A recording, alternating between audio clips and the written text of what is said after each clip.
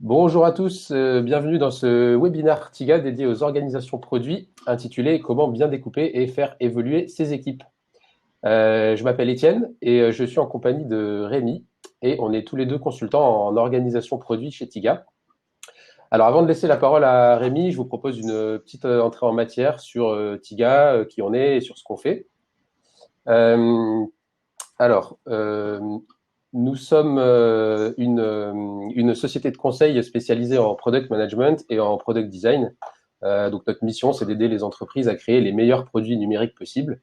Et pour ça, on a trois modes d'intervention. Premièrement, on intervient en conseil avec des missions en organisation produit et en stratégie produit. On intervient aussi en immersion, ce qu'on appelle la régie, où des PM ou des designers de TIGA co-construisent des produits numériques aux équipes de nos clients. Et on a également une activité de formation aux différents rôles et métiers produits, à savoir PO, PM, Lead PM, Head of Product et même CPO. Voilà, donc en dehors de ces activités-là, également, on partage et on co-anime la communauté produit. Donc on prend la parole via notre blog et via des webinars comme celui qu'on propose aujourd'hui. On anime également l'événement LPC, la Product Conf, qui aura lieu le 1er décembre, et les meet-up aussi LPCX. Et on publie également des livres sur le product management et le product design. Il y en a notamment deux qui sont particulièrement à propos dans le cadre de ce webinar, puisque l'un porte sur les organisations produits et l'autre sur le product design et son intégration dans une orga produit. Voilà, donc également une info, donc on arrête là les webinars pendant l'été, mais on co-organise avec BPI France la Product Week Summer qui aura lieu du 6 au 10 juillet. Donc c'est une semaine de webconf qui sont gratuites et vous pouvez vous inscrire sur productweek.fr comme vous le voyez sur les slides. Et enfin, dernière nouveauté, on a créé un jeu de cartes qui permet d'évaluer la maturité produit d'une équipe de manière ludique. Vous pouvez retrouver ce jeu sur notre site tiga.co également avec les livres dont je vous ai parlé. Voilà, dernière chose, je rappelle que vous pouvez voir les webinars précédents et découvrir ceux à venir à l'adresse webinar.tiga.co. Vous pourrez également y retrouver le replay de ce webinar. Voilà pour les présentations. Alors, je précise que vous pouvez poser des questions dans l'onglet dédié, l'onglet questions. Vous pouvez également voter pour les questions qui vous intéressent. Donc voilà, on répondra en priorité aux questions qui auront obtenu le plus de votes. Donc on va partir là sur une discussion d'une 30aine de minutes avec Rémi et ensuite on prendra les questions-réponses pendant une 20 ou 30aine de minutes selon le temps qui nous reste. Voilà, et à l'issue de ce webinaire, vous recevrez un mail qui contient ce replay ainsi que les différentes références dont il sera question pendant les échanges. Alors allons-y. Donc Rémi, pour commencer, est-ce que tu peux te présenter en 2 mots et nous raconter ton parcours, s'il te plaît? Bien sûr, Étienne. Alors, bonjour à tous. Je m'appelle Rémi. Je suis consultant chez TIGA depuis maintenant près de 5 ans.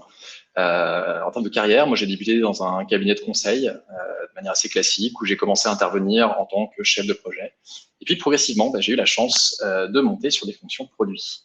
Après ça, j'ai rejoint une startup en tant que product manager pendant 1 an et demi. Et enfin, j'ai rejoint TIGA et ça m'a permis d'allier justement les dimensions conseil et produit. Actuellement, chez TIGA, moi, je suis directeur de mission, mais j'ai eu la chance d'intervenir sur différents produits en tant que Head of Product, notamment. Et dans ces conditions-là, j'ai été régulièrement confronté à des problématiques d'organisation produit, et notamment sur le découpage des équipes ou alors la définition du périmètre de chaque squad. D'accord, donc tu as connu pas mal de structures différentes. Qu'est-ce qui, selon toi, caractérise une bonne organisation produit? Alors effectivement, on constate pendant nos missions que les sujets liés à l'organisation de l'équipe produit, elles prennent une dimension de plus en plus importante. Clairement, beaucoup se rendent compte qu'il ne s'agit pas simplement de décréter que les équipes sont désormais des feature teams, que les chefs de projet sont des product managers, et que ça permet d'avoir une organisation comme ça qui permet aux produits de tirer la croissance de l'entreprise. Clairement, c'est pas suffisant. Sans rentrer trop dans le détail, on considère quand même que chez TIGA, qu'il y a 3 lois à respecter pour déterminer si une organisation est orientée produit. La première, c'est la loi, ce qu'on appelle du double impact. Et ça nous a permis en plus de caser Jean-Claude Van Damme dans une présentation. Ça s'est fait. Et ça signifie que la principale raison d'être de l'organisation, ça doit être d'avoir un impact positif, bien sûr, pour l'utilisateur final, mais aussi pour l'entreprise, d'où le double impact. La seconde loi qu'on pense être importante, c'est celle du réseau. Ça implique que votre organisation, elle doit tout mettre en œuvre pour éliminer la bureaucratie, les process inutiles. On a tous connu, par exemple, des reportings qui prenaient un temps fou à compléter et qui, en plus, n'avaient pas d'autre but que justement faire du reporting. Et enfin, la dernière, et une des plus importantes et qui va nous intéresser aujourd'hui, c'est la loi de la petite équipe. Ça implique qu'une bonne organisation produit, elle va chercher à mettre en place des petites équipes qui sont autonomes et responsables, qui vont travailler en cycle court, et tout ça dans le but d'avoir ce fameux double impact pour l'utilisateur et pour l'entreprise, CF, la première loi. D'accord, donc si on est convaincu que c'est vers ce type d'organisation qu'on veut aller, par quoi est-ce qu'on commence? Alors, comme je viens de le dire, un point important pour avoir une organisation qui est orientée produit, c'est d'avoir des petites équipes autonomes et responsables qui ont un objectif et un périmètre clairement défini. Si votre organisation, elle a déjà ce mode de fonctionnement, alors tant mieux. Revoir le découpage, c'est sans doute pas la priorité. Il faudra peut-être se tourner vers d'autres points de douleur. En revanche, si vous avez des équipes qui sont silotées, si vous avez des équipes d'une taille suffisamment importante pour que c'est une mise aux échanges, je parle des fameuses Two Pizza Team d'Amazon, donc autour de 8 personnes. Si vous constatez qu'elles manquent d'autonomie en raison de trop fortes dépendances entre elles, alors là, oui, effectivement, il est peut-être temps de revoir la façon dont sont organisées vos équipes. Et tu disais aussi que l'organisation des équipes pouvait avoir un impact important sur l'orientation du produit. Yes, tout à fait. Vous connaissez sûrement la loi de Conway, qui dit que le design d'un programme informatique, il est à l'image de la structure de communication, donc de l'organisation qui va produire ce programme. Si on reformule, ça veut dire que si vous voulez développer un produit pertinent, les équipes, elles doivent être découpées avec la même pertinence. L'exemple classique, si vous avez une organisation qui est monolithique, elle va plutôt avoir tendance à créer un produit, lui aussi, qui va être monolithique. Là où, si vous avez une organisation qui est constituée justement de ces petites équipes autonomes, elles vont structurer naturellement leurs produits autour d'une architecture microservice, par exemple. D'accord, donc si je résume, pour avoir une organisation produit efficace, il faut avoir un découpage d'équipe pertinent. Mais alors du coup, selon quel modèle de découpage? On pense forcément à Spotify qui a récemment fait parler de lui en exposant les failles du modèle qu'il avait pourtant mis en avant il y a quelques années. Est-ce qu'il y a qu'un tel modèle qui peut fonctionner ou sinon quels sont les autres types de modèles? Alors c'est vrai, on parle souvent du fameux modèle Spotify, qui en vrai n'en est pas un. Et il faut savoir que c'est simplement une description de l'organisation hypothétique qui souhaitait mettre en place sans vraiment aller, ils n'ont jamais vraiment pu l'appliquer jusqu'au bout. Mais il faut savoir, voilà, il y a d'autres structures qui existent et je vais vous les présenter rapidement. Tout d'abord, le plus classique, c'est le découpage en component team, c'est-à-dire des équipes qui sont articulées autour de gros composants techniques de l'architecture. Ça peut être le front, le back, le mobile, par exemple.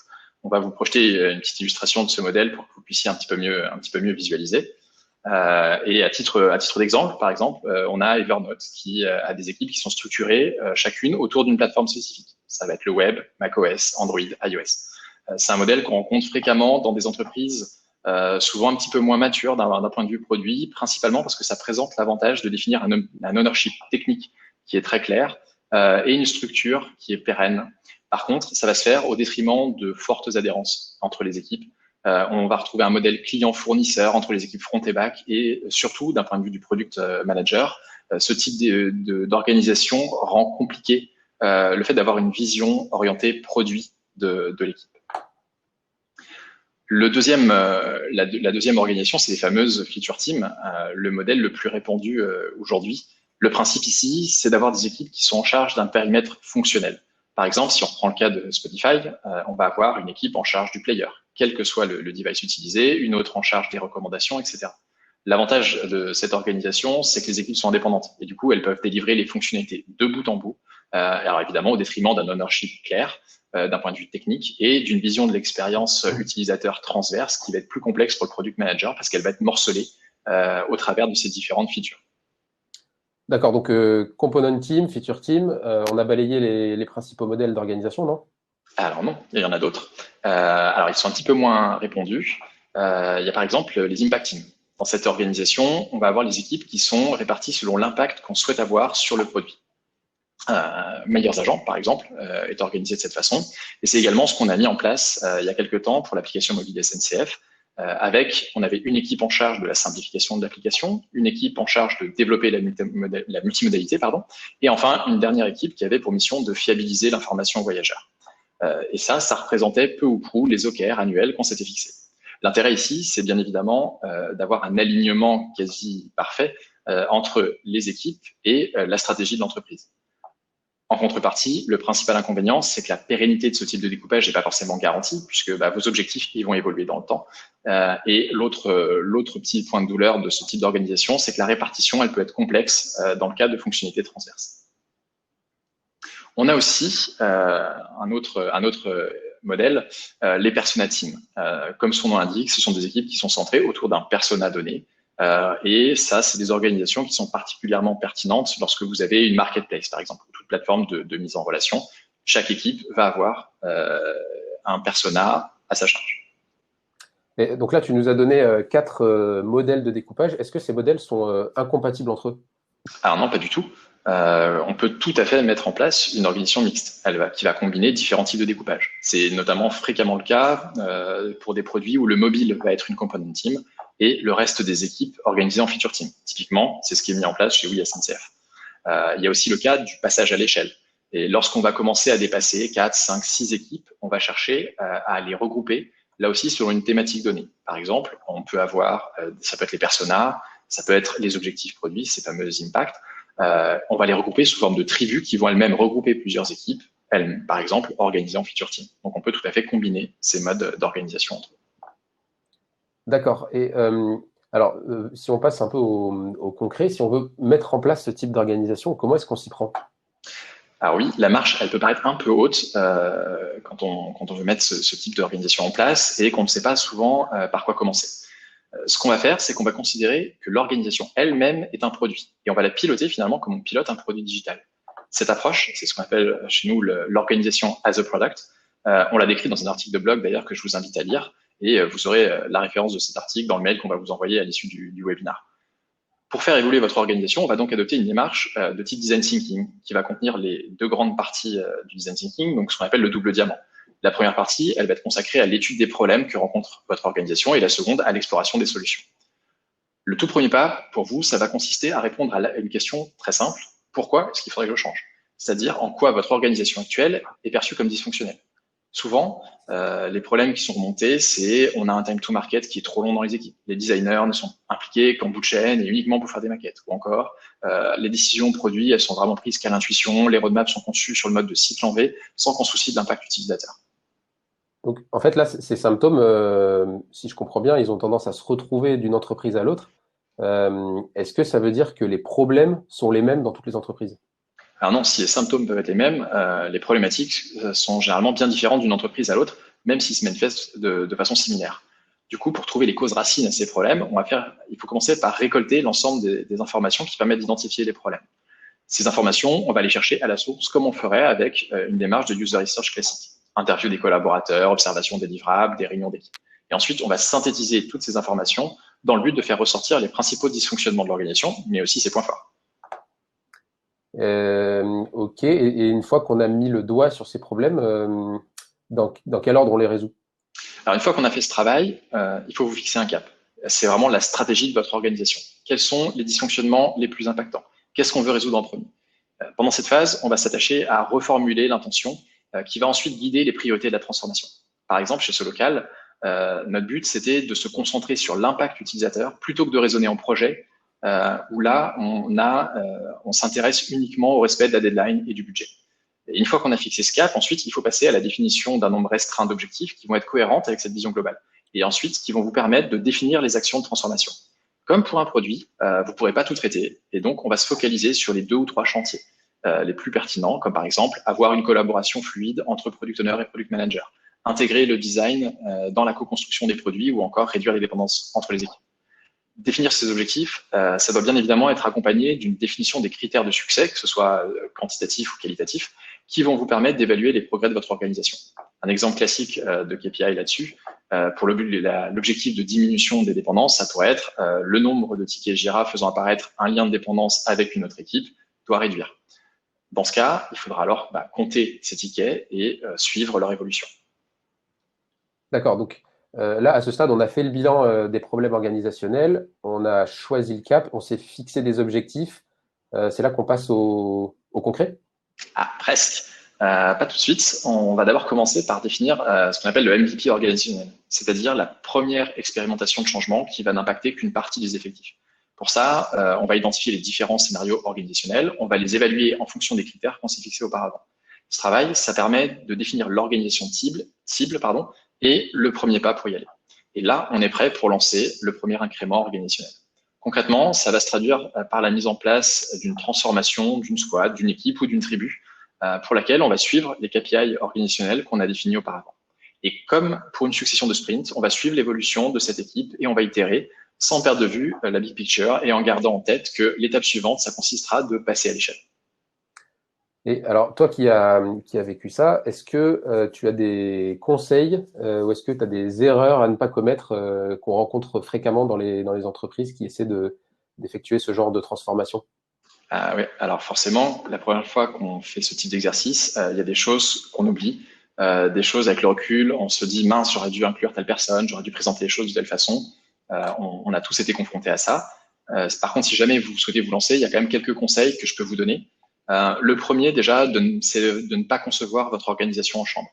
Si vous voulez susciter l'adhésion, vous devez impliquer et solliciter toutes les composantes de l'équipe produit. Les product managers, bien sûr, mais aussi les designers, les développeurs, les QA.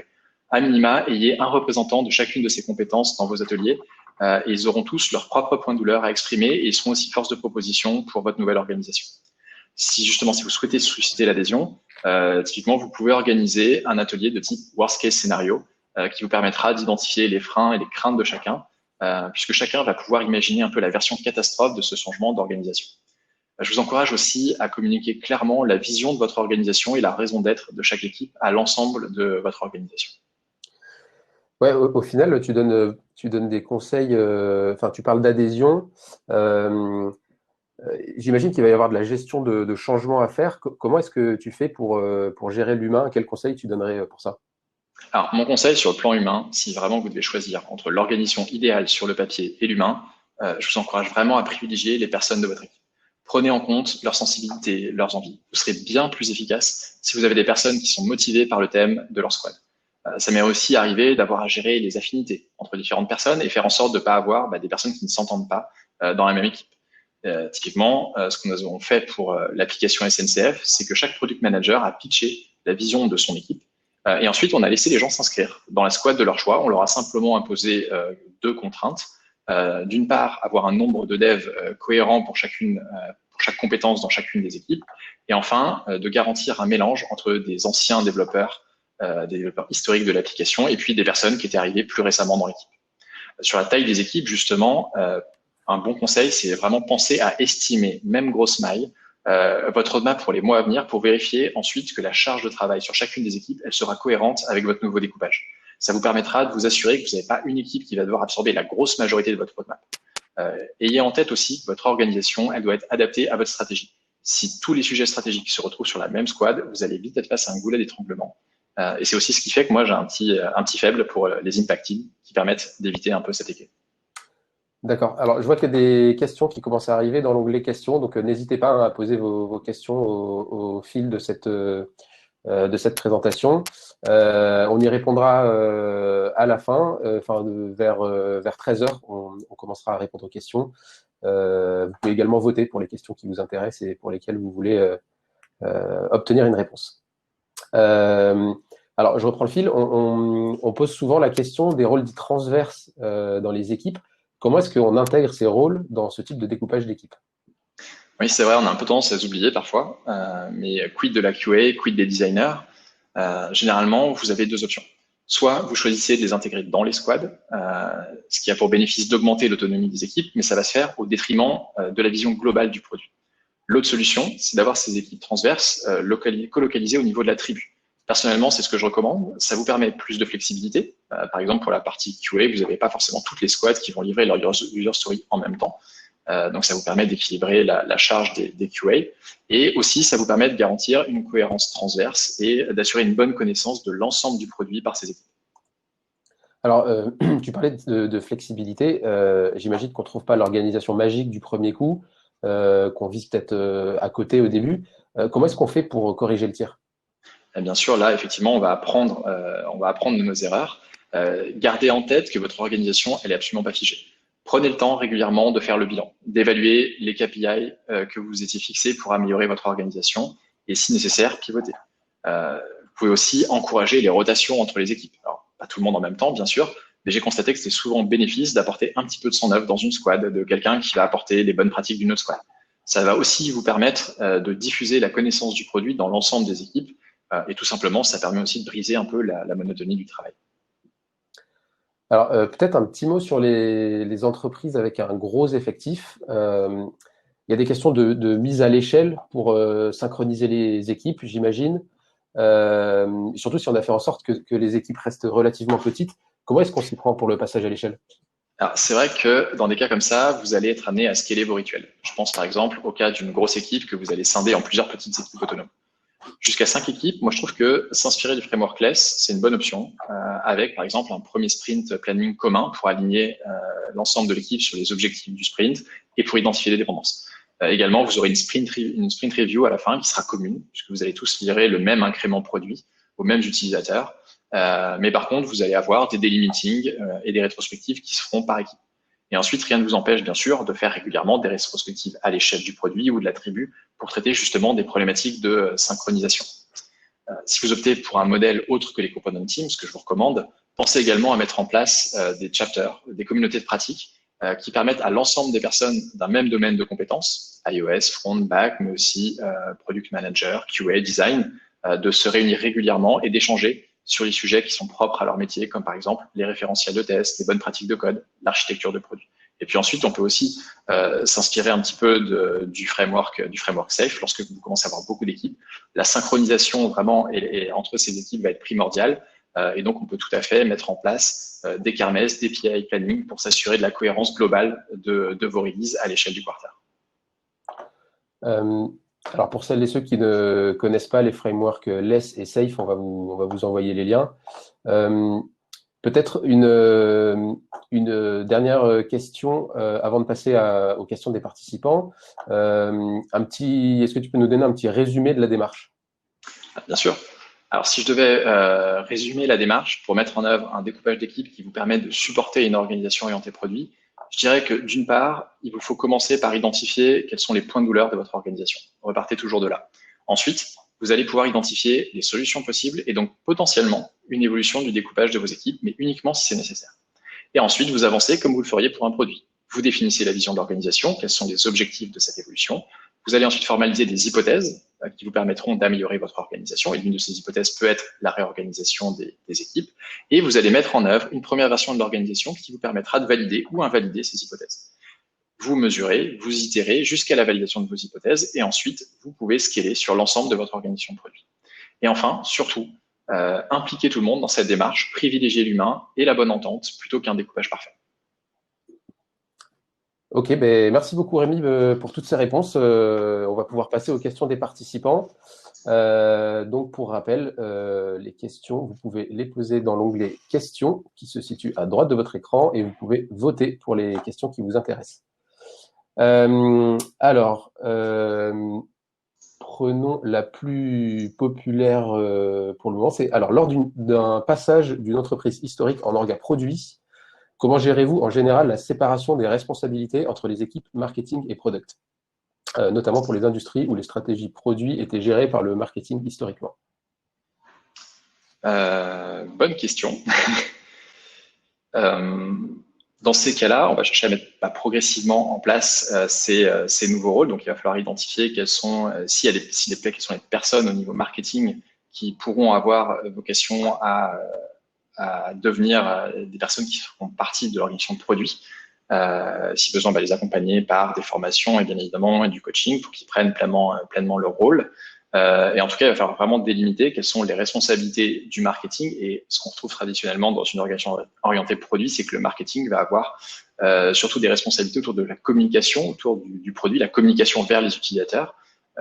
Également, alors là, on retrouve un peu les deux cas de figure, la partie acquisition des utilisateurs. Soit ça peut être une responsabilité qui peut être soit au sein de l'équipe produit, avec pour objectif de toute la partie croissance et acquisition de vos utilisateurs avec, par exemple, un product marketing manager, où vous pouvez avoir cette responsabilité-là qui reste au sein d'une équipe marketing. Alors, une question aussi qui a récolté beaucoup de votes. Est-ce que vous avez identifié des structures dans lesquelles une orga produit n'est pas du tout adaptée? Alors, pas à titre personnel. En revanche, en termes de culture, là où si on oppose un peu l'organisation de produit à une organisation plus traditionnelle, une organisation de projet, l'organisation de projet, elle est particulièrement bien adaptée si vous êtes sur un marché qui est mature et connu, et si vous êtes sur un produit qui est mature et connu. Si je veux reformuler, une organisation de produit, elle va être très adaptée pour vous attaquer à l'inconnu, pour valider justement des hypothèses lorsque vous n'avez aucune certitude. Donc, si vous êtes sur un marché que vous ne connaissez pas, ou si vous êtes sur un produit qui est nouveau, innovant, alors dans ce cas-là, une organisation de produit est beaucoup plus adaptée.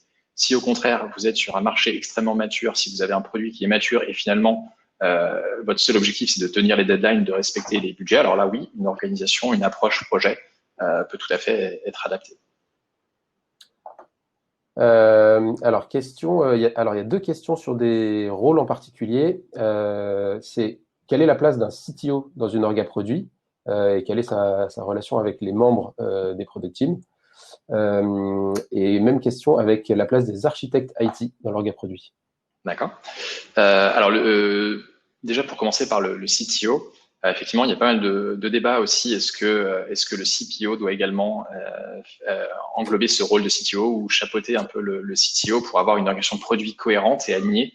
Et finalement, la tech et le produit au sens product management sont finalement qu'un pour délivrer le produit. Ils ont la même mission. Ça peut être une approche. En tout cas, moi, j'ai régulièrement vu un CPO et un CTO qui sont dans des directions différentes, l'essentiel étant qu'ils soient alignés.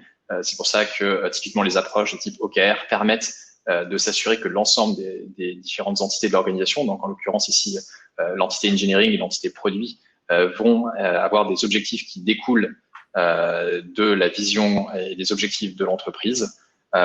Donc pour moi, on a un peu une organisation en miroir côté tech, avec le CPO d'un côté, le CTO de l'autre, et finalement, là où le CPO va définir la vision du produit, le CTO lui va définir un peu plus l'organisation de son équipe, faire progresser, être en charge de s'assurer de la progression des personnes qui font partie de cette équipe-là, et puis il va tout simplement être la voix de la tech à un niveau COMEX, de la même manière qu'un CPO va être la voix du produit au niveau de la direction. Ok. Alors, je continue. Et on avait les architectes. Ouais, on avait les architectes. Alors, les architectes, là, par contre, ça se rapproche plus pour moi des fonctions, justement, de fonctions transverses qu'on va avoir comme le design, comme la QA. Si ce n'est que vous avez peut-être un peu moins d'architectes peut-être que de testeurs dans votre organisation. Ma recommandation, du coup, elle s'applique également aux architectes. Éviter, je pense pas qu'il soit nécessaire, et je pense qu'il faudrait éviter d'avoir justement un architecte au sein de chaque squad, parce que justement ces architectes-là ont besoin d'avoir la vision globale de l'architecture de votre produit. Donc finalement, s'ils ne voient qu'un périmètre à l'échelle de la feature team, ce sera pas forcément efficace. Par contre, avoir un pool d'architectes centralisé au niveau de la tribu, que chaque squad de la tribu va pouvoir solliciter régulièrement lorsqu'il y a des évolutions significatives qui peuvent avoir un impact sur l'architecture, ça me paraît être une bonne solution.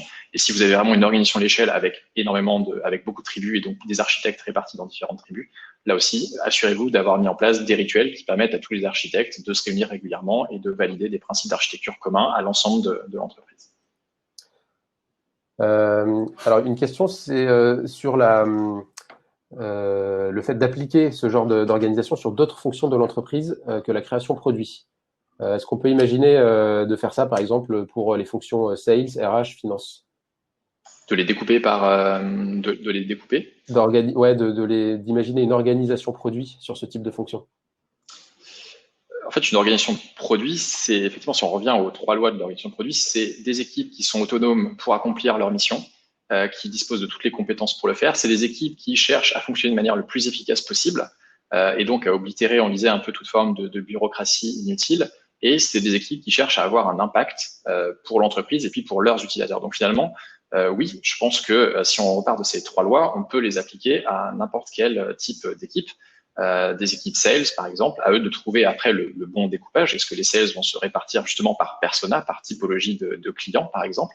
Est-ce que les sales vont se définir se répartir par fonctionnalité du produit, peut-être un peu moins, mais si vous adressez plusieurs marchés, ils peuvent se répartir différents marchés, peu importe. Encore la démarche de dire je définis ma vision, je définis je définis quels sont mes objectifs et ensuite j'établis différents scénarios pour vérifier que c'est et je teste pour vérifier si je réponds bien à ces objectifs-là. Oui, cette démarche, elle peut être appliquée à n'importe quel type d'équipe, je pense. Question sur à quel moment doit-on passer d'une seule et unique, j'imagine, équipe produit à un découpage en features, components et impact team. Est-ce que ça a du sens d'avoir ce découpage dès le début, même avec une équipe produit de 10-12 personnes? Alors, pour moi, oui, si on en est déjà à 10-12 personnes, alors si on parle de 10-12 personnes au sens product manager, développeur, QA, Scrum Master, éventuellement, enfin toute personne qui vraiment travaille et délivre un produit, alors oui, 10-12 personnes, on est clairement à un seuil critique, je pense, où la communication devient compliquée au sein de l'équipe. Le nombre de voies de discussion qu'il peut y avoir entre les personnes de l'équipe devient tellement conséquent que ça ennuie à la vélocité. Et donc là, vous rendrez vite compte que ajouter une personne, 2 personnes, ça va non pas faire augmenter typiquement votre vélocité, mais si vous continuez à ce rythme-là, ça va même la faire chuter. Donc oui, faites une hypothèse. Pour moi, faites l'hypothèse que votre vélocité typiquement devrait un petit peu augmenter. Et les nombres, si vous commencez à splitter en 2 équipes, en l'occurrence ici, et puis mesurez-le. Est-ce que finalement, en termes de vélocité, vous avez quelque chose qui augmente en ayant fait ce découpage? C'est aussi en termes de KPI, c'est le mood des équipes qui devrait le dire. Et dans tous les cas, si vous faites régulièrement des rétrospectives, vous allez vite voir différents symptômes qui vont émerger lors de ces rétrospectives qui montrent que l'équipe commence à avoir trop de monde, c'est-à-dire des loupés, des personnes dans l'équipe qui ne sont plus au courant de ce qui a été fait sur le produit. Un objectif de l'équipe aussi qui n'est pas forcément clair et compris par tous parce que finalement vous adressez tellement de choses que le focus est compliqué et du coup ce qui va être important c'est que les équipes comprennent le sens de leur travail et du coup en revenant à des équipes plus petites et des objectifs clairement définis, on va redonner aussi du sens au travail des personnes de l'équipe. Je me permets de compléter la question. J'imagine que ta réponse dépend aussi du fait qu'il y ait les compétences réunies nécessaires pour chaque équipe qu'on crée. Ah oui, potentiellement, ça peut vouloir dire qu'il va falloir recruter des personnes. Si vous avez typiquement qu'un seul product manager dans ce type d'équipe, oui, il va falloir ne passer pas à 2 équipes et garder un seul product manager. Ça, on ne résoudra pas le problème. Donc oui, ça veut dire potentiellement soit, alors il peut y avoir des fonctions que vous allez centraliser, on l'a dit, vous pouvez garder par exemple si vous avez 1 ou 2 designers, vous pouvez les garder centralisés, pas forcément répartis dans les équipes. Idem pour la partie QA, les architectes, etc. Par contre, d'un point de vue product manager, oui, ça veut dire avoir un product manager pour chacune des équipes. Une question sur les impact teams. Est-ce que les impact teams sont corrélés aux OKR? Alors déjà, est-ce que peut-être tu peux nous dire un petit mot rapide pour les personnes qui ne connaissent pas le concept d'OKR?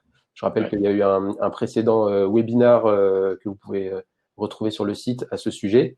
Peut-être nous dire un mot sur ce que sont les OKR et ensuite répondre à la question si les impact teams sont corrélés à ces OKR. Alors, les OKR, ça va être une démarche où vous allez définir à l'échelle de l'organisation, à l'échelle de l'entreprise tout d'abord, les objectifs qui vont servir la stratégie, la vision de l'entreprise et associer ça à ce qu'on appelle des key results, donc c'est le fameux KR de l'OKR, qui vont vous permettre de mesurer que vous progressez bien vers ces objectifs-là. Donc généralement, c'est une approche à la fois top-down et bottom-up, dans le sens où l'entreprise va fixer des objectifs idéalement annuel, long terme à l'échelle de l'organisation.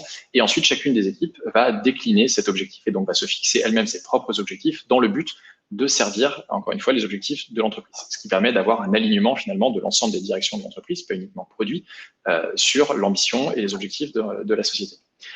Donc voilà un peu pour le rapide aperçu, mais comme tu l'as dit Étienne, effectivement, le webinaire précédent détaille ça bien plus en détail, ainsi que les écueils.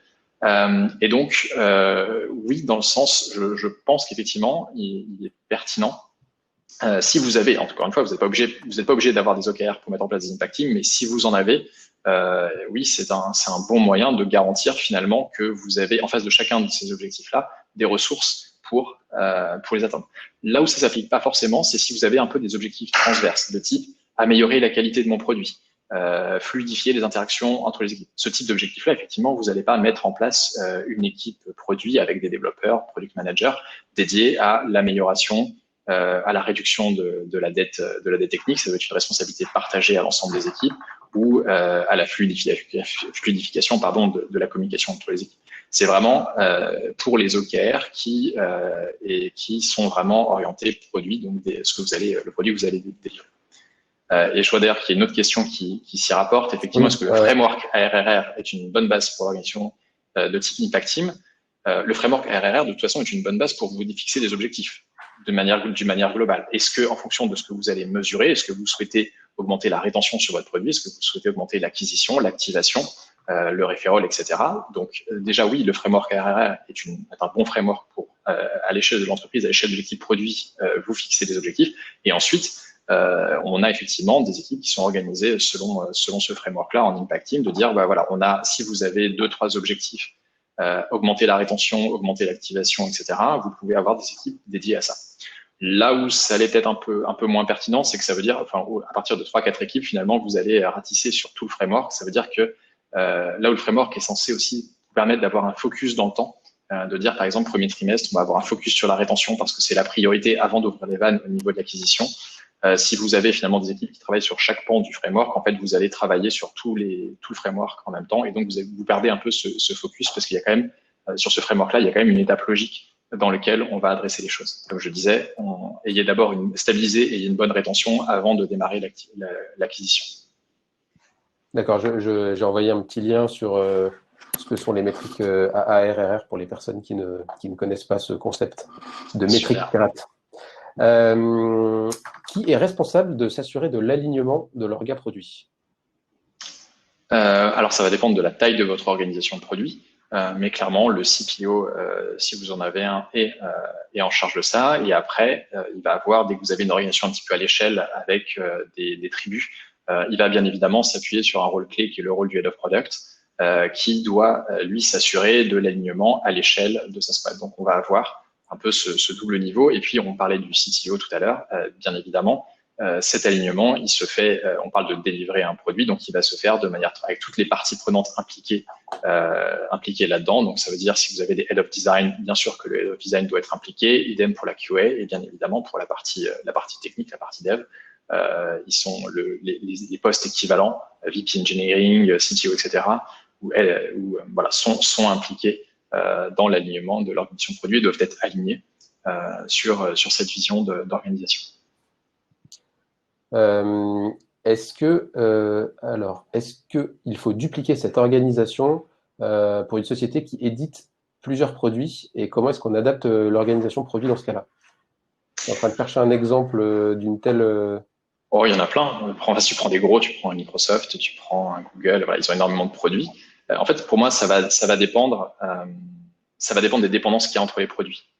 Ça va être pertinent si chaque produit est indépendant. Alors effectivement, oui, vous pouvez tout à fait dupliquer.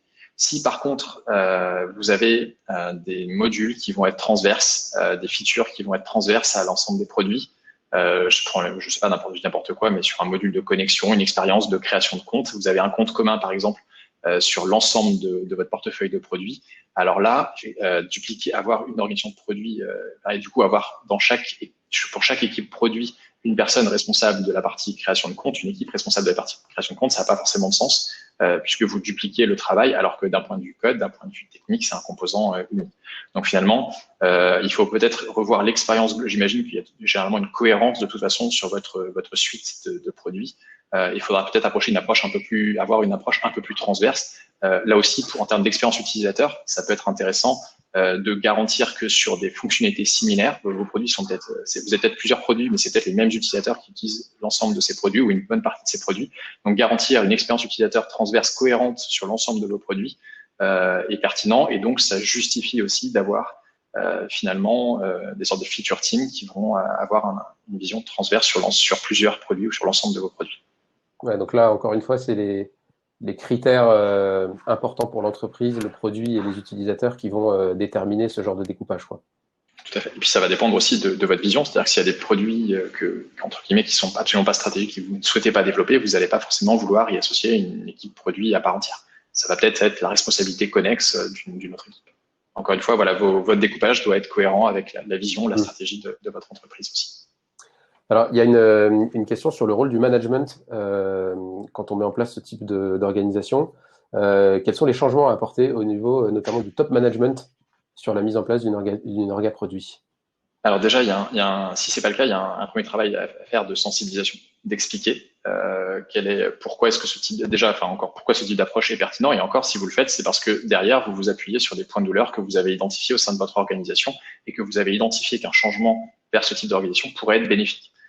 Ensuite, il y a le travail aussi de sensibilisation, en fait, qu'on va y aller par étapes et qu'on va s'appuyer sur des résultats qu'on va mesurer et qu'on va démontrer petit à petit le bien fondé et le bénéfice que peut apporter ce type d'organisation avant de généraliser.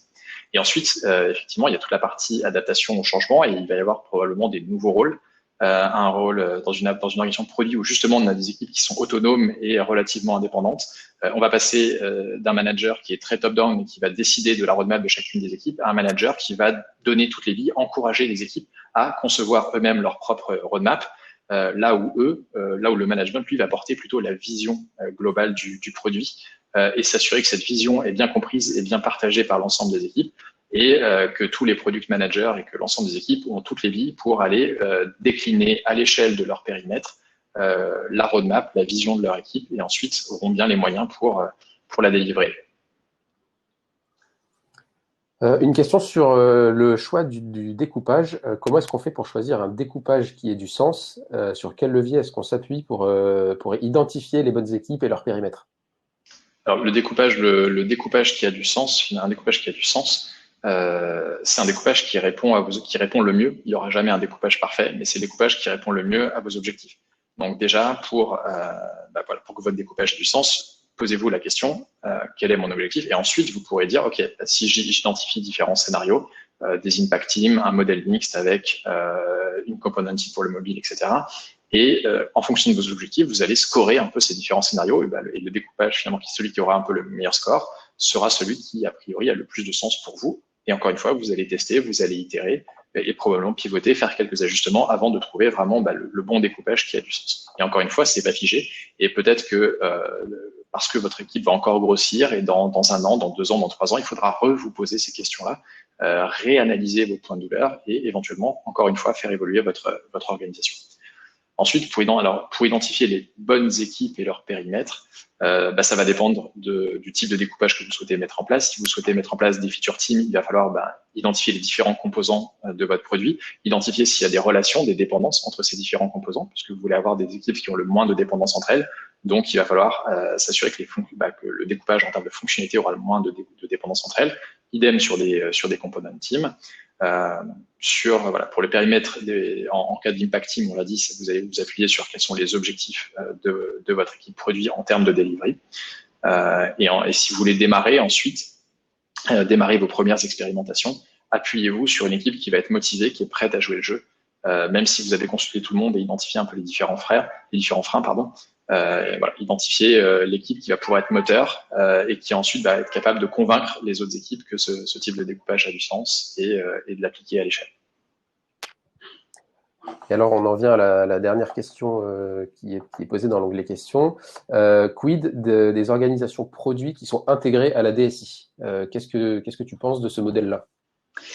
Alors, le principal inconvénient que je vois à une organisation de produits intégrée à la DSI va être finalement, on l'a vu, hein, la loi de Conway, on va avoir aussi un impact, ce type d'organisation-là va avoir un impact sur le produit. Et donc, le risque, c'est que le produit, du coup, va porter principalement les objectifs de la DSI.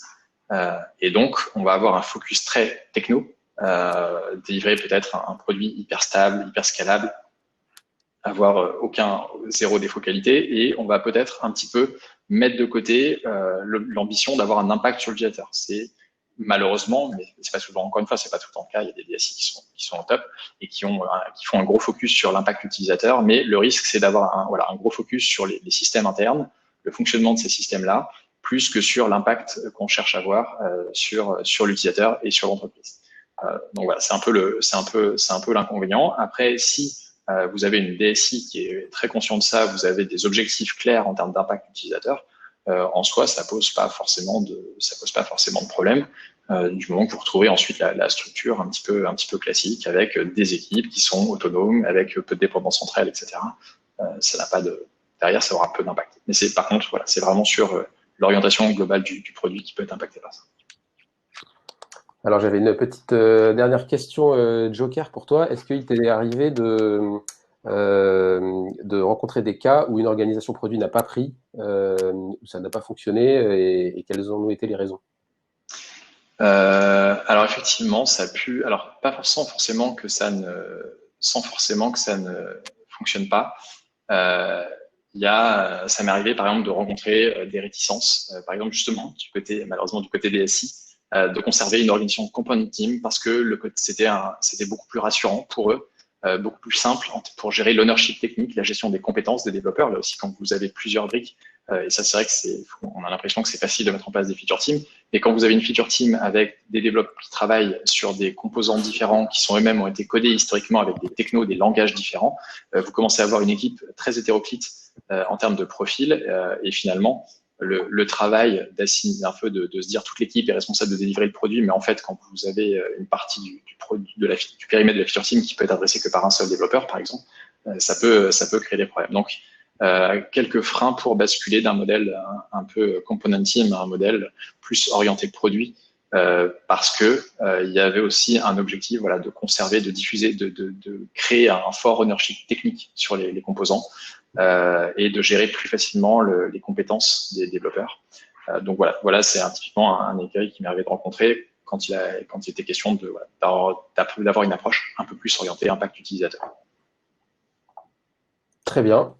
Et ben, je ne vois plus de questions dans l'onglet questions. Dans ce cas-là, merci beaucoup Rémi pour toutes ces réponses. Merci à vous tous pour votre présence sur ce webinaire. Donc je rappelle que vous recevrez un mail qui contient le replay de ce webinaire et les références qu'on a pu citer au fur et à mesure des échanges, au fil des échanges. N'hésitez pas à nous contacter directement sur le site TIGA ou sur LinkedIn, à aller télécharger tous les assets qu'on vous a présentés, jeux de cartes, livres, etc. Il me reste à vous souhaiter à tous un bon appétit et une bonne fin de journée et un bon week-end.